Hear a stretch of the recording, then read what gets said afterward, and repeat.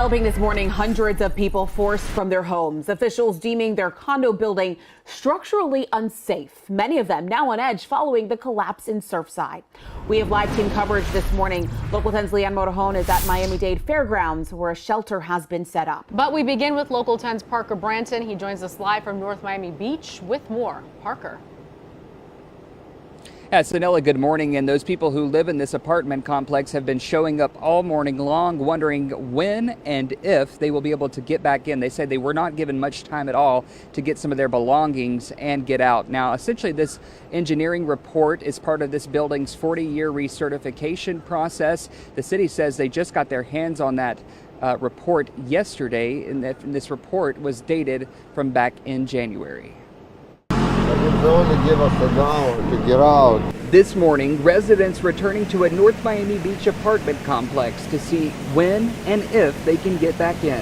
Where will you guys go now? Yeah, well, right now we're staying in a hotel. The complex is surrounded with yellow tape, and police are in the parking lot after those who live there were told they need to leave Friday evening. I'm just coming and I'm just learning about this. Coming home and I realized all this commotion. And that's when I realized that I have to get out. Leaving with garbage bags, suitcases, not now. I have to pick up my... Okay. and whatever they could grab in time. Nothing, I'm just getting... You're just finding out now. The evacuation ordered after an engineering report deemed the building structurally and electrically unsafe. Being in that building right now is not safe. This report, dated January, shows poor surface conditions in this 1972 built building, concrete spalling and signs of moisture on balcony slabs. But it was not until the condo collapse in Surfside that prompted audits of old buildings in this city, we're told, that the report was finally turned over. The report they submitted us was dated January 11th, but we just received it approximately around 2 o'clock this afternoon. The report just spoke of spalling concrete, and we know that's a buzzword these days, so when we saw that in the report, we knew we had to act immediately. I needed to make sure that what happened in Surfside doesn't happen here.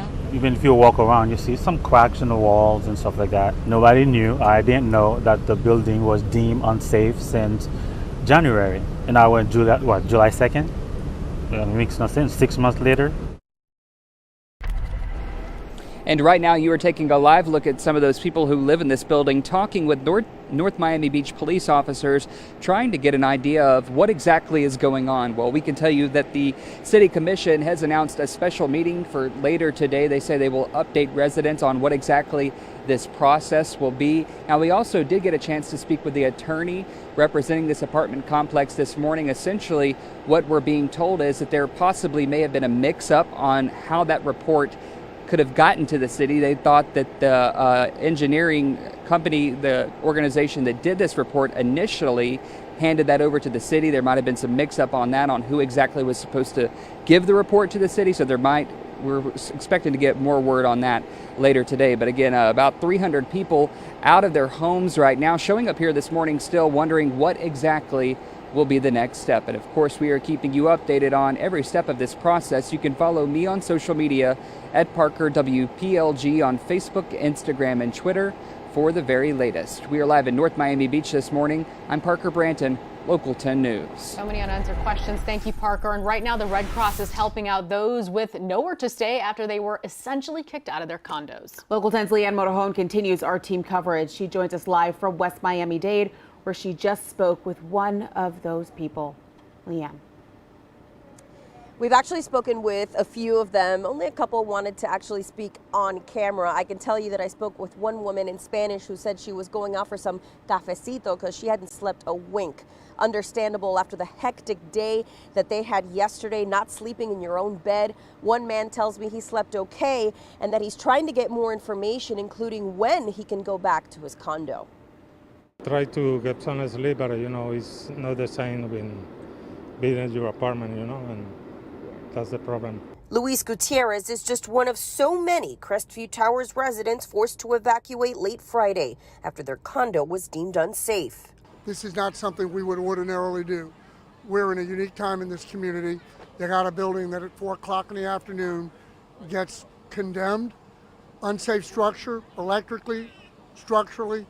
It was our goal to try to find a very quick solution. Ron Book of the Homeless Trust helping coordinate a temporary shelter for about half the residents who could not stay with friends or family. Some wondering why the shelter is as far as it is, about 26 miles away from North Miami Beach at the Fuchs Pavilion on the Miami-Dade County Fairgrounds. You might ask why it's so far away.